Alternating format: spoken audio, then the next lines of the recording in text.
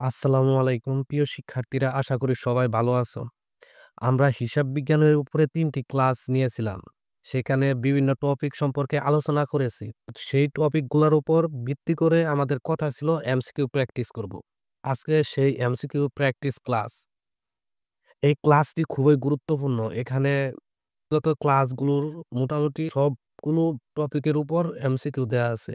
এখান থেকে তোমাদের বিভিন্ন বিশ্ববিদ্যালয়ে ৩ থেকে ৪ টি এমসিকিউ মানে চলে আসবে। হুবহু না আসলেও তোমাদের মানে মেথড পদ্ধতিগুলা তুলে দিবে। এই ক্লাসটা শুরু থেকে শেষ পর্যন্ত দেখবে। কারণ শেষের দিকে হিসাব সমীকরণের বিভিন্ন অঙ্কগুলো দেওয়া আছে সেগুলো প্র্যাকটিস করব। অর্থাৎ আ যদি একবার না বোঝো তাহলে ২য় বার ক্লাসটি প্লে করবে। তো চলো শুরু করি আমাদের ক্লাস। ১ম নাম্বার এমসিকিউ আছে কি? আর্থিক হিসাব বিজ্ঞানের উদ্দেশ্য। এটা আমরা বিগত ক্লাসগুলাতে পড়ে আসছি যে আর্থিক হিসাব বিজ্ঞানের উদ্দেশ্য কি? এ নাম্বারে দেওয়া আছে আমাদের মোট লাভ বৃদ্ধি। আর্থিক হিসাব বিজ্ঞানের উদ্দেশ্য কি মোট লাভ বৃদ্ধি? বি নাম্বারে দেওয়া আছে নিট লাভ বৃদ্ধি করা। সি আছে মোট সম্পদ বৃদ্ধি করা। ডি উপরের সব কয়টি? আর ই নাম্বারে আছে উপরের কোনটি নয়। অর্থাৎ আর্থিক হিসাব বিজ্ঞানের উদ্দেশ্য কি? একটা হলো আমাদের প্রাথমিক উদ্দেশ্য, আরেকটি মৌলিক বা প্রধান উদ্দেশ্য। আমাদের আর্থিক হিসাব বিজ্ঞানের উদ্দেশ্য কি? আ লেনদেন বা বিভিন্ন আর্থিক ঘটনা শনাক্ত করা এবং আ বহিঃস্থ ব্যবহারকারীর নিকট তথ্য সরবরাহ করা। অর্থাৎ আমাদের আর্থিক হিসাব বিজ্ঞানের উদ্দেশ্য কি? তথ্য সরবরাহ করা। এখানে যেহেতু তথ্য সরবরাহের কোনো অপশন নেই, তাহলে এটা আমাদের উত্তর হবে উপরের কোনটি নয়। ই নাম্বার উত্তর হবে আমাদের।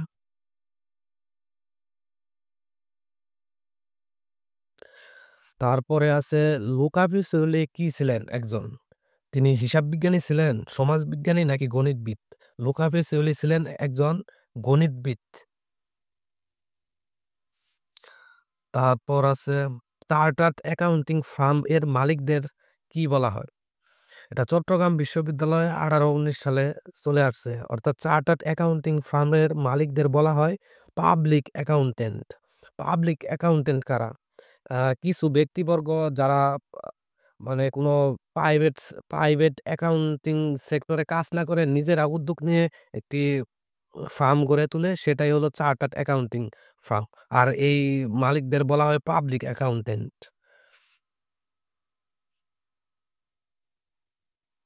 তারপরে ৪ নাম্বারে আছে ইন্টারন্যাশনাল অ্যাকাউন্ট্যান্টস ডে কত তারিখে?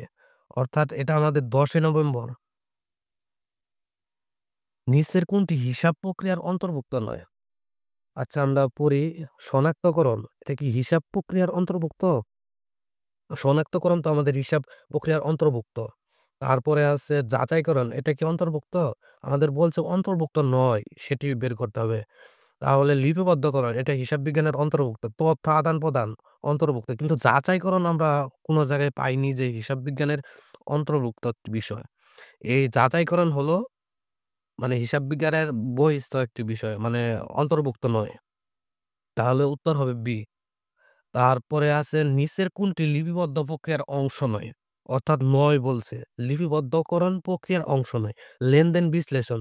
এটা কি লিপিবদ্ধকরণের অংশ? হ্যাঁ, এটা লিপিবদ্ধ প্রক্রিয়ার একটি অংশ। রেওয়া মিল প্রস্তুতকরণ। আচ্ছা পরের অপশন দেখি আমরা লেনদেন স্থানান্তর, লেনদেন আদান-প্রদান অর্থাৎ রেওয়া মিল প্রস্তুতকরণ এটা আমরা লিপিবদ্ধ করণ প্রক্রিয়ার মধ্যে পাইনি। এটাই হবে সঠিক উত্তর। তারপরে আছে আর্থিক বিবরণী প্রস্তুত করা হয় মূলত মানে আর্থিক বিবরণী কিসের জন্য প্রস্তুত করা হয়? এখানে দেওয়া আছে অভ্যন্তরীণ ব্যবহারকারীদের জন্য, বাহ্যিক ব্যবহারকারীদের জন্য, নিরীক্ষকদের জন্য নাকি ব্যবস্থাপনা ব্যবহারকারীদের জন্য? আমরা পড়ে আসছি যে আর্থিক হিসাব বিজ্ঞান প্রস্তুত করা হয় মূলত বাহ্যিক ব্যবহারকারীদের জন্য, তথ্য সরবরাহের জন্য। অর্থাৎ বাহ্যিক ব্যবহারকারীদের জন্য। এটার উত্তর হবে বি। তারপরে আছে হিসাব তথ্যের অভ্যন্তরীণ ব্যবহারকারী কি? আমরা হিসাব তথ্যের অভ্যন্তরীণ এবং বহিঃস্থ ব্যবহারকারী সম্পর্কে জেনে এসেছি। অর্থাৎ অভ্যন্তরীণ মানে কি? ভিতরের যে ব্যক্তি বর্গ তাদেরকে অভ্যন্তরীণ বলা হয়। যেমন শেয়ার হোল্ডার। শেয়ার হোল্ডার কি? এটা বহিঃস্থ অর্থাৎ সাধারণ জনগণ বা যারা শেয়ার ক্রয় করে তারা হলো শেয়ার হোল্ডার। এটা বাহিরের অংশ। তারপরে আছে কর্মচারী। কর্মচারী কি অভ্যন্তরীণ? কর্মকর্তা অভ্যন্তরীণ, কর্মচারী আমাদের বহিঃস্থ। ব্যবস্থাপনা। এই যে ব্যবস্থাপনা কি প্রতিষ্ঠানের ভিতরে থাকে? এই ব্যবস্থাপনা হবে অভ্যন্তরীণ ব্যবহারকারী। আর বাকিগুলা হবে না। তারপরে আছে হিসাব বিজ্ঞান তথ্যের ব্যবহারকারী সম্বন্ধে নিচের কোন বিবৃতি ভুল? অর্থাৎ কোনটি ভুল আমাদের দেখতে হবে। এ নাম্বারে দেওয়া আছে ব্যবস্থাপনা হলো অভ্যন্তরীণ ব্যবহারকারী।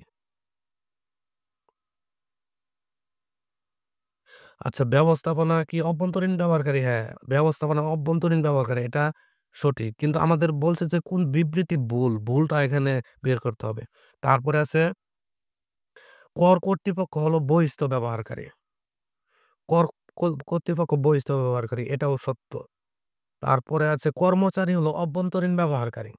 কর্মচারী অভ্যন্তরীণ। এটা কি মানে আমাদের কর্মকর্তা অভ্যন্তরীণ কিন্তু কর্মচারী তো বহিঃস্থ। মানে এটাই ভুল দেওয়া দেওয়া দেওয়া আছে। বলছে হিসাব বিজ্ঞান তথ্যের ব্যবহারকারী সম্বন্ধে নিচের কোন বিবৃতি ভুল? অর্থাৎ এই ৩ নাম্বারটি ভুল। অর্থাৎ উত্তর সি। হিসাব তথ্যের অভ্যন্তরীণ ব্যবহারকারী নয়। অর্থাৎ হিসাব তথ্যের অভ্যন্তরীণ ব্যবহারকারী নয় কোনটি? যেমন কর্মচারী এটা কি? আমাদের কর্মচারী হলো বহিঃস্থ ব্যবহারকারী। আবার পাওনাদারও কি বহিঃস্থ ব্যবহারকারী, বিনিয়োগকারীও কি বহিঃস্থ ব্যবহারকারী মানে সবগুলা হবে। বলছে হিসাব তথ্যের অভ্যন্তরীণ ব্যবহারকারী নয়। মানে বাহ্যিক ব্যবহারকারী কারা? বহিঃস্থ বা বাহ্যিক ব্যবহারকারী কারা? সেটাই বলা হয়েছে এখানে। তারপরে আছে হিসাব তথ্যের অভ্যন্তরীণ ব্যবহারকারী নয় কে? একই টাইপের প্রশ্ন আসতেছে। এই প্রশ্নগুলা খুবই গুরুত্বপূর্ণ। দেখা গেছে যে এই সিস্টেমের প্রশ্ন তোমাদের বিশ্ববিদ্যালয় ভর্তি পরীক্ষায় বারবার চলে আসছে। খুবই গুরুত্বপূর্ণ।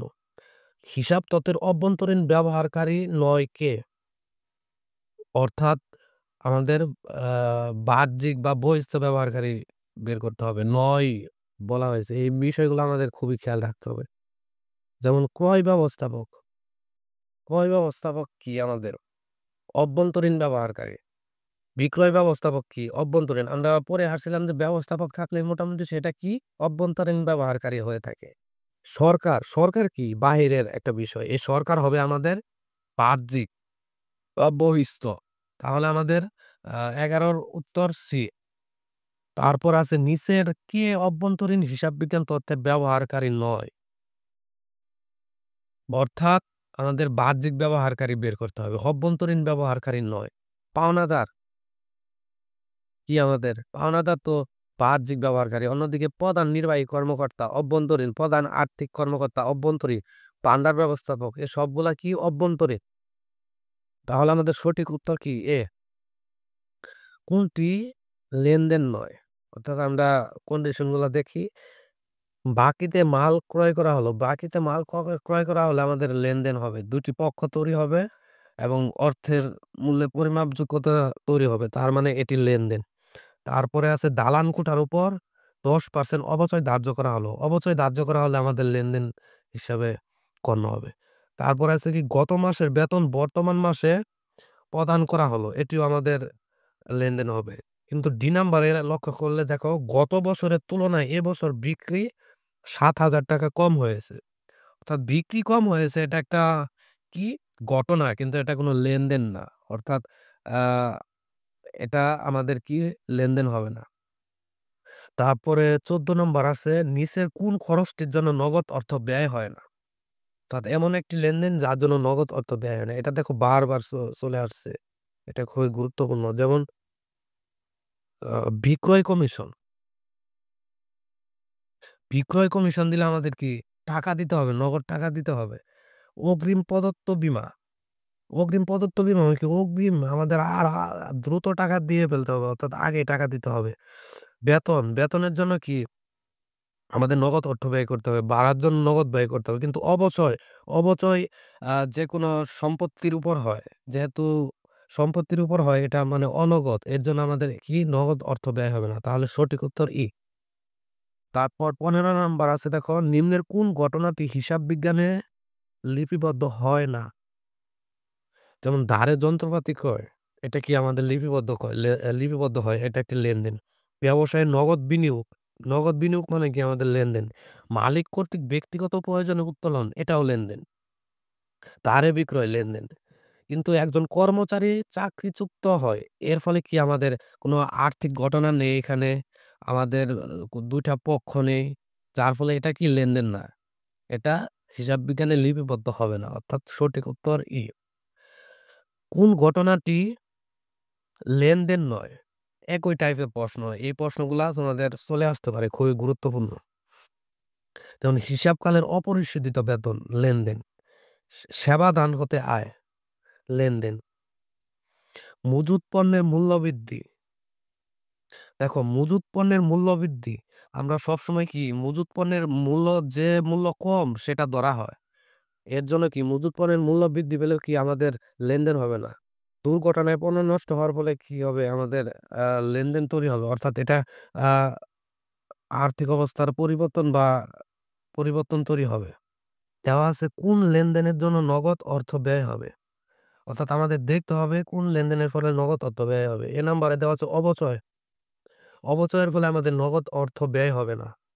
পূর্বে প্রদত্ত ভাড়া। পূর্বে প্রদত্ত ভাড়া মানে কি আমাদের টাকা দেওয়া লাগছে। অর্থাৎ এটাই আমাদের সঠিক উত্তর। নগদ অর্থ ব্যয় হবে। অবলোপন, নগদ অর্থ ব্যয় হবে না। নগদ বার্তা, নগদ অর্থ ব্যয় হবে না। তাহলে সঠিক উত্তর কি বি। ১৮ নম্বর আছে কোনটি অভ্যন্তরীণ লেনদেনের উদাহরণ? যেমন সম্পত্তি ক্রয়, বাইরে থেকে সম্পত্তি ক্রয় করে আনতে হবে। এটা কি বাহ্যিক। দায় পরিশোধ। দায় পরিশোধ কি বাহিরে পক্ষ আছে আমাদের। সেবা প্রদান। সেবা আমাদের বাইরের কোনো পক্ষকে দিতে হবে। তাহলে কি এইসব কি বাহ্যিক। অফিস মণিহারি দ্রব্য ব্যবহার। এটা দেখো, এটা অফিস মণিহারি দ্রব্য ব্যবহার কি প্রতিষ্ঠানের ভিতরে হয়। এটার ফলে কি আমাদের এক ধরনের ক্ষয় হয়। অর্থাৎ এটা আমাদের কি অভ্যন্তরীণ লেনদেন। অর্থাৎ ভিতরে বাইরের কোনো পক্ষ নাই। এটাই সঠিক হবে। ১৯ নম্বরে আছে কোনটি লেনদেনের বৈশিষ্ট্য নয়? অর্থের মূল্যে পরিমাপযোগ্য অর্থাৎ লেনদেনের বৈশিষ্ট্য। কেবল মুনাফা নির্দেশ করে। এটা কি আমরা লেনদেনের বৈশিষ্ট্য পেয়েছি? মুনাফা নির্দেশ, শুধু লেনদেন মুনাফা নির্দেশ করে না, আরো বিভিন্ন বিষয় নির্দেশ করে। তাহলে এটাই সঠিক হবে। বাকিগুলা দেখি কমপক্ষে ২ টি পক্ষ জড়িত, লেনদেনের বৈশিষ্ট্য। আর্থিক অবস্থার পরিবর্তন সাধন, লেনদেনের বৈশিষ্ট্য। তাহলে আমাদের সঠিক উত্তর কেবল মুনাফা নির্দেশ করে। এটি লেনদেনের বৈশিষ্ট্য নয়।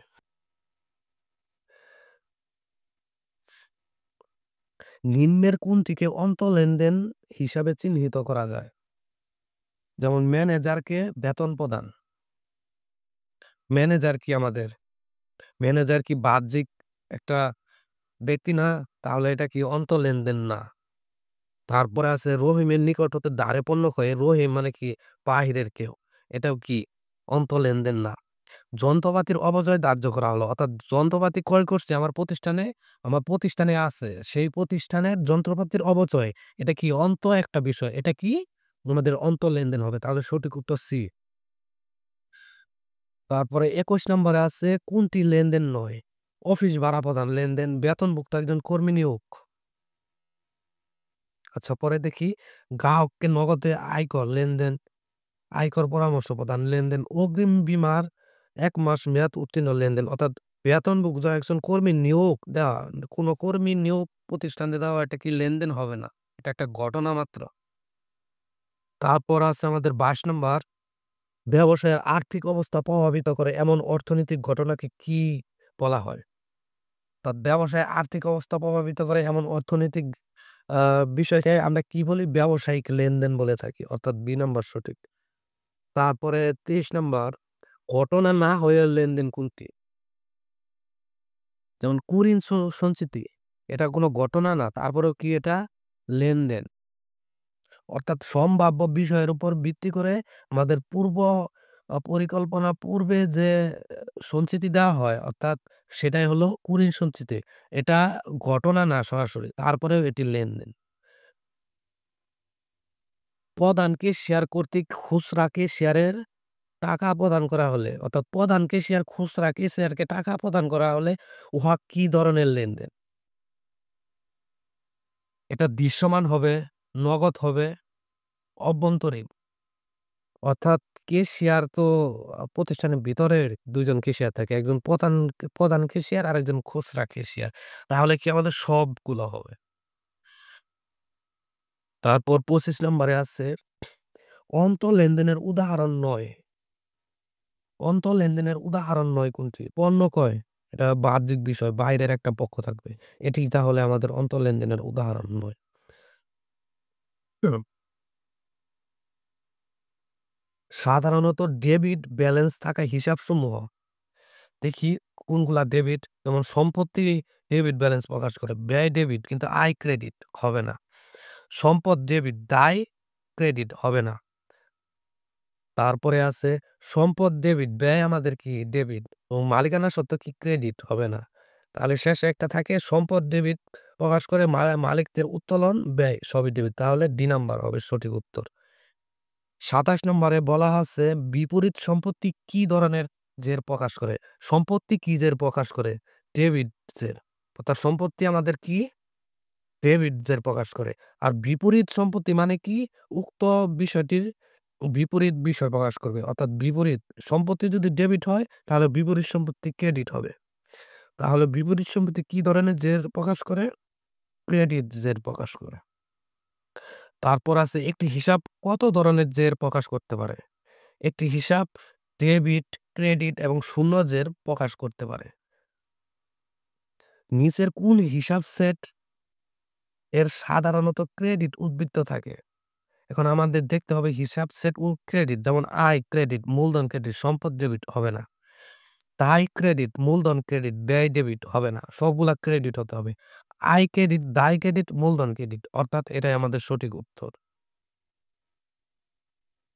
অবচয় সঞ্চিতি, অবশ্যই সঞ্চিতি কি একটি? বা পুঞ্জীবিত অবচয় একটি কি? এটি কন্টা সম্পদ হিসাব অর্থাৎ বিপরীত সম্পদ হিসাব। এটি আমাদের সঠিক উত্তর। যে সকল হিসাবের সাধারণত ডেবিট উদ্বৃত্ত থাকে তা হলো একই প্রশ্ন। এই প্রশ্নগুলা বারবার চলে আসছে বিভিন্ন প্রতিযোগিতামূলক বিশ্ববিদ্যালয়ে, যেমন ঢাবিতে আসছে, রাবিতে আসছে, আরো উপরে বিভিন্ন বিশ্ববিদ্যালয় থেকে আসলাম। তো এই টাইপ প্রশ্ন তোমাদের চলে আসতে পারে। কি বলছে? ক্রেডিট, ডেবিট উদ্বৃত্ত যেমন সম্পদ ডেবিট, ব্যয় ডেবিট কিন্তু আয় ক্রেডিট হবে না।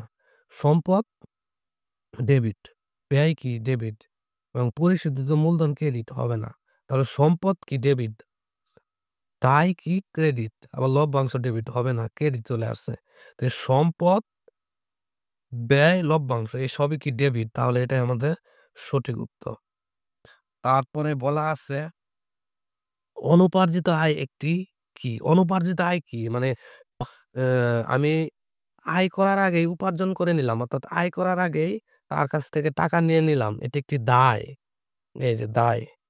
অর্থাৎ আমাকে তাকে সেবা বা দিতে হবে। সেবা দেওয়ার আগে টাকা নিয়ে নিলাম। সেটা হলো অনুপার্জিত আয়। তারপরে বলা আছে পুঞ্জীভূত অবচয়। পুঞ্জীভূত অবচয়, যন্ত্রপাতির পুঞ্জীভূত অবচয় কি আমাদের? এটা একটি বিপরীত সম্পত্তি। অর্থাৎ যন্ত্রপাতি হলো আমাদের সম্পদ। আর এর বিপরীত সম্পত্তি কি? পুঞ্জীভূত অবচয়।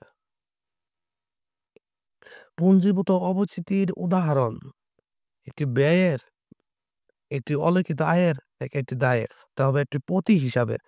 অর্থাৎ পুঞ্জীভূত অবচিতি একটি প্রতি হিসাব। সঠিক উত্তর ডি।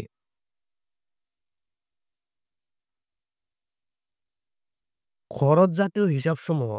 আচ্ছা, খরচ জাতীয় হিসাবসমূহ কি আমরা দেখে আসি।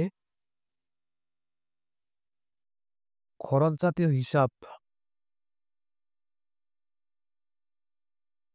জমাকৃত মুনাফা হিসাবের জেরকে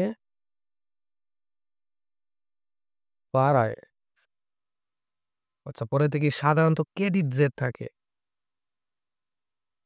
একটি হিসাবখালে আয় অর্জনের সাথে সম্পৃক্ত ব্যয়। অর্থাৎ আমরা প্রতিষ্ঠানের আয় অর্জনের জন্য যে অর্থ চলে যায়, ব্যয় হয়, সেটি হলো খরচ জাতীয় হিসাব। তাহলে সি নাম্বার হবে। নামিক হিসাবের একটি উদাহরণ হলো। নামিক হিসাব কি? অস্থায়ী হিসাব। অর্থাৎ বছর শেষে যে হিসাবগুলো বন্ধ করে দেওয়া হয় সেগুলোই কি আমাদের নামিক হিসাব। যেমন কি বিক্রয় ফেরত আমাদের বন্ধ করে দেওয়া হয়। খুচরা নগদ, সম্পদ, ব্যাংক সম্পদ, মূলধন এগুলো কি পরবর্তী হিসাবে নিয়ে যাওয়া হয়। কিন্তু বিক্রয় ফেরত কি? আমাদের বন্ধ করে দেওয়া হয়। অর্থাৎ অস্থায়ী। এটা অস্থায়ী বা নামিক হিসাব। তারপরে আছে যে হিসাবটি কখনোই ক্রেডিট উদ্বৃত্ত হয় না। তার মানে ডেবিট কোনটা? নগদ। নগদ আমাদের কি কখনোই ক্রেডিট হয় না। ব্যাংক কি? ব্যাংক আমাদের দেখা গেছে জমাতিরিক্ত বেশি হলে ব্যাংক ক্রেডিট হয়ে যায়। দেনাদার কি? দেনাদার থেকে টাকা গ্রহণ করলে তারপরে দেনাদার কি ক্রেডিট হয়ে যাবে।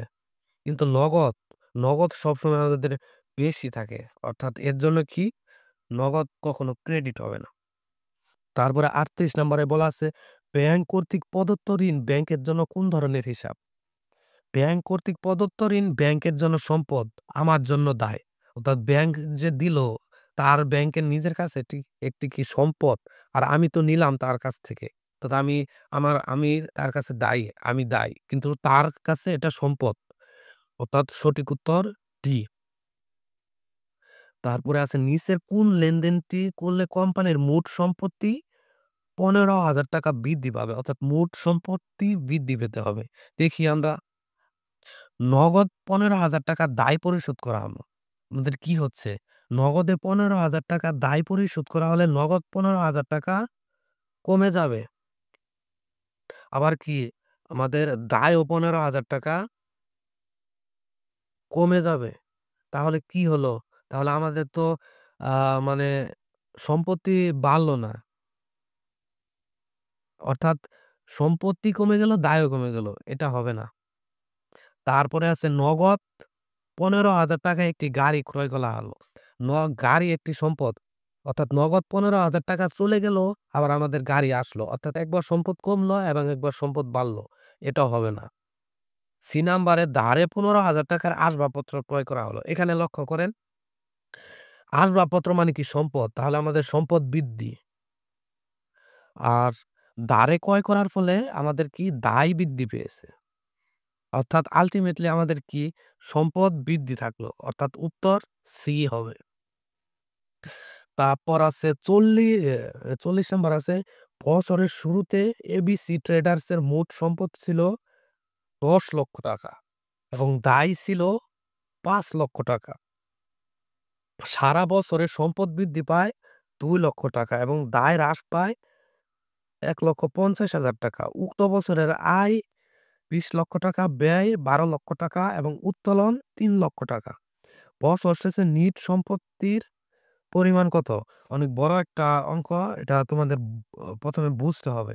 আমরা ১ম এ বুঝবো যে নিট সম্পদ মানে কি? মালিকানা সত্ত্ব। নিট সম্পদ মানে কি? মালিকানা সত্ত্ব। এটা মনে রাখতে হবে।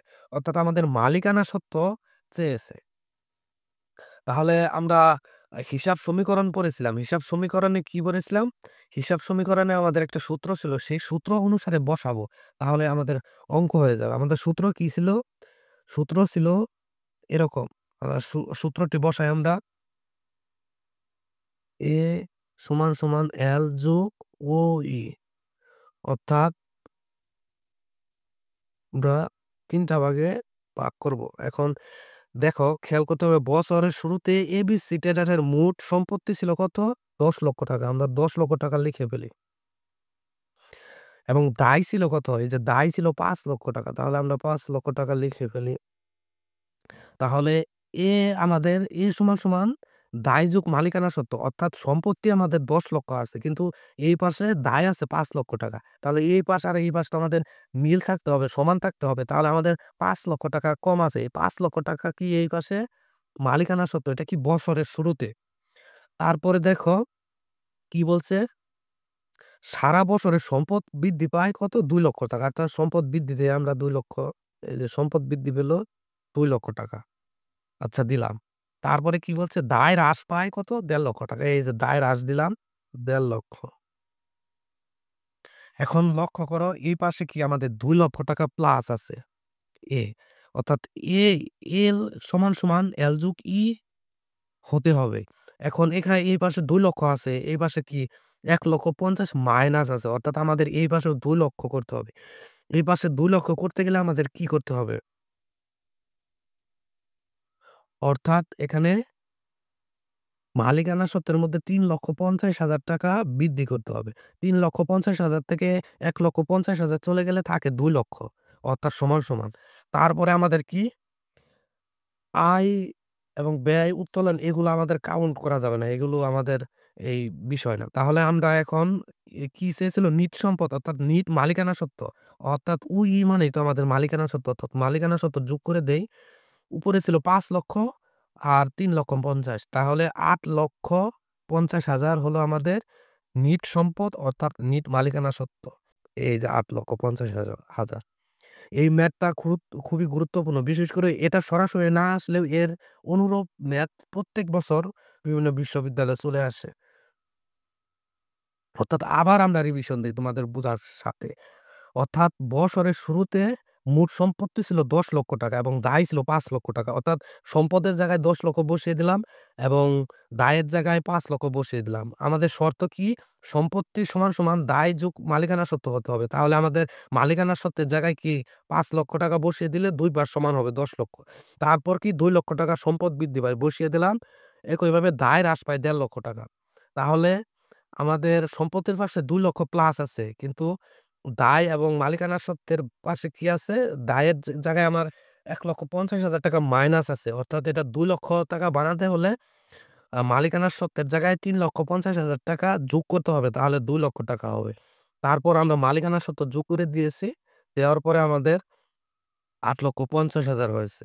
এটাই ছিল নিট সম্পদের পরিমাণ।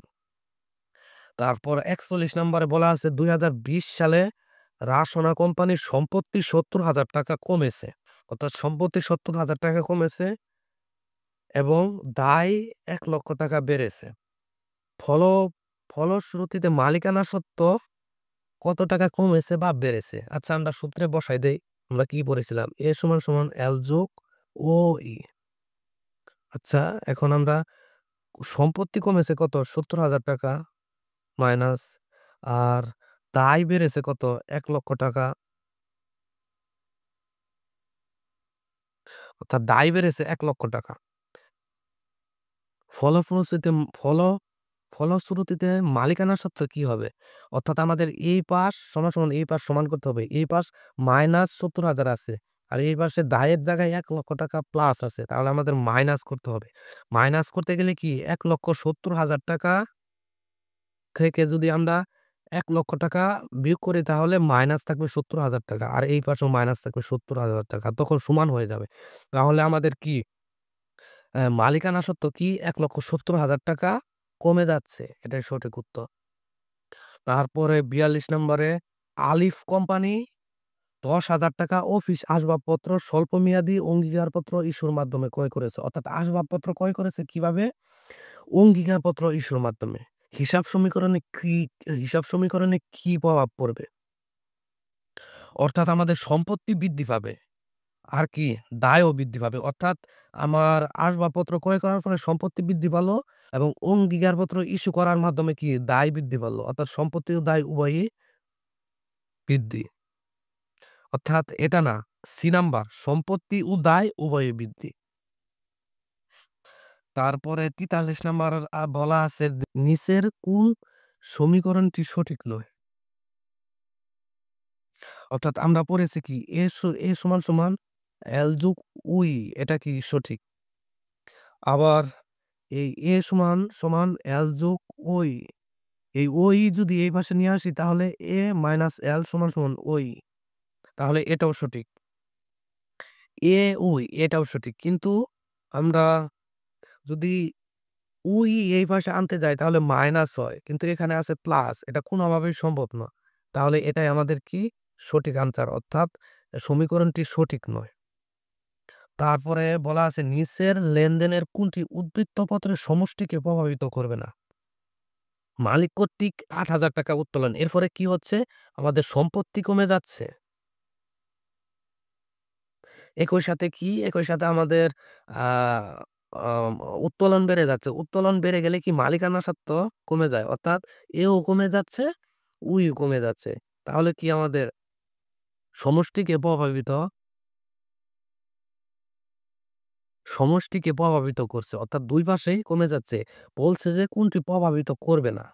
নাম্বারে বলা আছে কি ৳৩,০০০ বকেয়া খরচ পরিশোধ করা। অর্থাৎ ৳৩,০০০ বকেয়া খরচ পরিশোধ করা হলে আমাদের কি নগদ কমে যাবে এবং আ দায়ও কমে যাবে। তাহলে ২ পাশেই পরিবর্তন হচ্ছে। এটাও হবে না। তারপরে আছে দেনাদারের কাছ থেকে ৳৪,০০০ আদায়। অর্থাৎ দেনাদারের কাছ থেকে যদি ৳৪,০০০ আদায় হয় অর্থাৎ একটি সম্পত্তি কমবে আরেকটি সম্পত্তি বাড়বে। তাহলে এটাই আমাদের কোনো প্রভাব পড়বে না। ৪৫ এ বলা আছে কোন ঘটনা কাঠামোগত পরিবর্তন সৃষ্টি করে? কাঠামোগত পরিবর্তন কি? কাঠামোগত বা গুণগত পরিবর্তন হলো সেই পরিবর্তন যেই পরিবর্তন হিসাব সমীকরণের এক পাশে প্রভাব পড়ে। তাহলে আমরা দেখি নগদ বৃদ্ধি এবং ইক্যুইটি বৃদ্ধি। নগদ বৃদ্ধি, ইক্যুইটি বৃদ্ধি ২ পাশে প্রভাব পড়তেছে। তাহলে এটা হবে না। নগদ হ্রাস ও ইক্যুইটি হ্রাস ২ পাশে প্রভাব পড়তেছে, হবে না। নগদ বৃদ্ধি ও বিবিধ দেনাদার হ্রাস এটা হবে। কেন হবে? নগদ মানে একটা সম্পদ। একটা সম্পদ বৃদ্ধি পাচ্ছে অপরদিকে বিবিধ দেনাদার আরেকটি সম্পদ কি? কমে যাচ্ছে। তাহলে এটাই আমাদের সঠিক উত্তর। তারপরে ৪৬ নাম্বার আছে নিচের কোন লেনদেনটির ফলে উদ্ধৃতপত্রের মোট যোগফলের পরিবর্তন হবে না? মোট যোগফলের পরিবর্তন হবে না মানে কি? এটা কাঠামোগত না গুণগত? আ গুণগত বা কাঠামোগত পরিবর্তন। যোগফলের পরিবর্তন হবে না। তাহলে কি? এটা আমাদের গুণগত বা কাঠামোগত পরিবর্তন। যেমন দেনাদারের নিকট বাকিতে পণ্য বিক্রয়। দেনাদারের নিকট বাকিতে পণ্য বিক্রয় করার ফলে আমাদের কি? অর্থাৎ ২ পাশেই প্রভাব পড়তেছে। এটা হবে না। পাওনাদার কর্তৃক উপস্থাপিত পদেয় বিলে স্বীকৃতি প্রদান। এটা হবে। এটা কেন হবে? পাওনাদার কর্তৃক অর্থাৎ পাওনাদার দায়। দায় আমার বাড়া আছে এবং পদেয় বিলে স্বীকৃতি। অর্থাৎ এই দায় কমিয়ে আরেকটা দায় আমি নিলাম। সেটা তো পদেয় বিল। অর্থাৎ দায় একবার বাড়লো এবং কমলো। এটাই কি আমাদের সঠিক উত্তর। তারপরে আছে ৪৭ আছে একজন হিসাবরক্ষক সম্পদ হিসাবকে ৳১২০০ দ্বারা ডেবিট এবং দায় হিসাবকে ৫০০ দ্বারা ক্রেডিট করলো। হিসাব সমীকরণের জন্য নিচের কোনটি করণীয়? অর্থাৎ হিসাব সমীকরণ কি A = L + OI সে কি করছে? সম্পদ হিসাবকে ডেবিট করছে। আচ্ছা সম্পদ হিসাবকে ৳১২০০ ডেবিট করি এবং দায় হিসাবকে ৫০০ দ্বারা ক্রেডিট করছে। ক্রেডিট করা মানে কি? বৃদ্ধি করা। আচ্ছা তাহলে নিচের কোনটি করণীয়? হিসাব সমীকরণ মিল অর্থাৎ আমার হিসাব সমীকরণ মিল করতে হবে। এই পাশে ১২০০ আছে কিন্তু ওই পাশে ৫০০ আছে। মানে হিসাব সমীকরণ মিল করার জন্য কি করতে হবে? এই সম্পদ হিসাবকে ক্রেডিট করতে হবে। অর্থাৎ এখান থেকে যদি ৳৭০০ মাইনাস করে দেই তাহলে কি ৳৫০০ হয়ে যাবে অর্থাৎ ২ পাশে সমান হবে। তাহলে উত্তর সি। ৪৮ নম্বরে কি বলা আছে? যে লেনদেনের সম্পত্তি ও দায় উভয় হিসাবকে সমপরিমাণ অর্থ দ্বারা বৃদ্ধি করে কোন হিসাব সেটি? যে লেনদেন সম্পত্তি ও দায় উভয়কে বৃদ্ধি করে সমপরিমাণ। কোন লেনদেন যেমন অগ্রিম আয়। অগ্রিম আয়ের ফলে কি হয় আমাদের সম্পত্তি বৃদ্ধি পেল নগদ অর্থ এবং আয় না দেওয়ার আগেই আমি আয়ের অর্থ নিয়ে নিলাম। অর্থাৎ একটা দায় তৈরি হলো। অর্থাৎ দায় এবং সম্পত্তি ২ টাই বৃদ্ধি পেয়েছে। অর্থাৎ সঠিক উত্তর এ।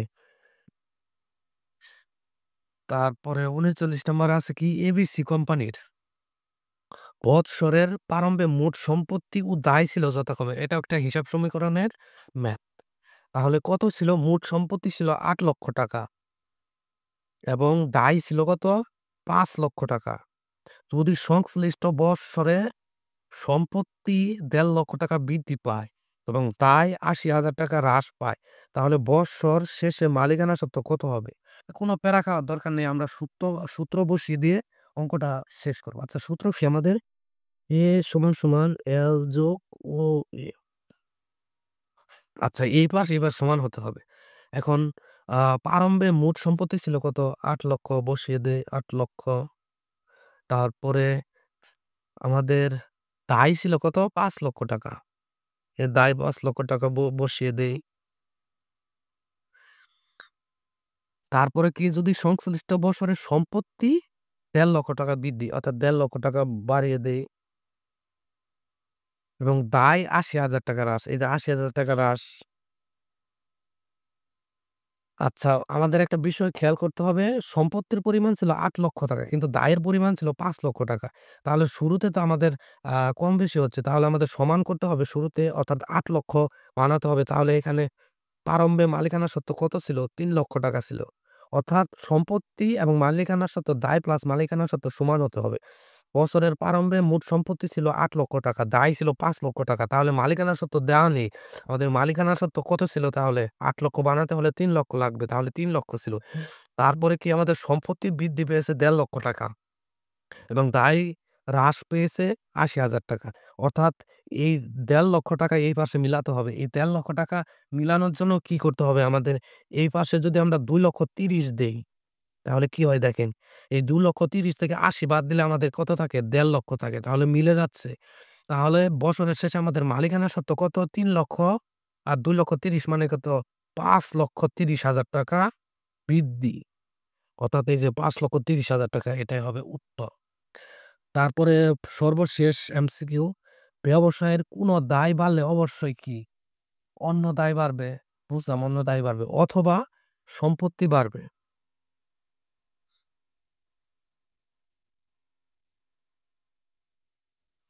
আচ্ছা, ব্যবসায়ের কোনো দায় বাড়লে অ অন্য দায় বাড়বে না। ১ম এই ভুল। একটা দায় বাড়লে আরেকটা দায় কমে যায়। এটা ভুল। অন্য দায় কমবে। অর্থাৎ একটা দায় বাড়লে অন্য দায় কমবে। ঠিক আছে? অথবা সম্পত্তি কমবে। দায় বাড়লে সম্পত্তিও বাড়বে। এটাও হবে না। তারপরে আছে অন্য দায় কমলো অথবা সম্পত্তি বাড়বে। দায় বাড়লে সম্পত্তি বাড়বে অথবা মালিকানা সত্ত্ব কমবে। অর্থাৎ এক পাশ বাড়বে, এক পাশ কমবে। তাহলে এই সি হবে সঠিক। কিভাবে হবে? আ হ্যাঁ, আমরা হিসাব সমীকরণের মাধ্যমে দেখি A = L যোগ OE অর্থাৎ কি বলছে? দায় বাড়া মানে কি? অন্য একটা দায় কমার যোগ্যতা রাখে। তাহলে সমান হয়ে যায়। আবার আমাদের কি হচ্ছে? দায় বাড়া অবস্থায় সম্পত্তিও বাড়তে পারে।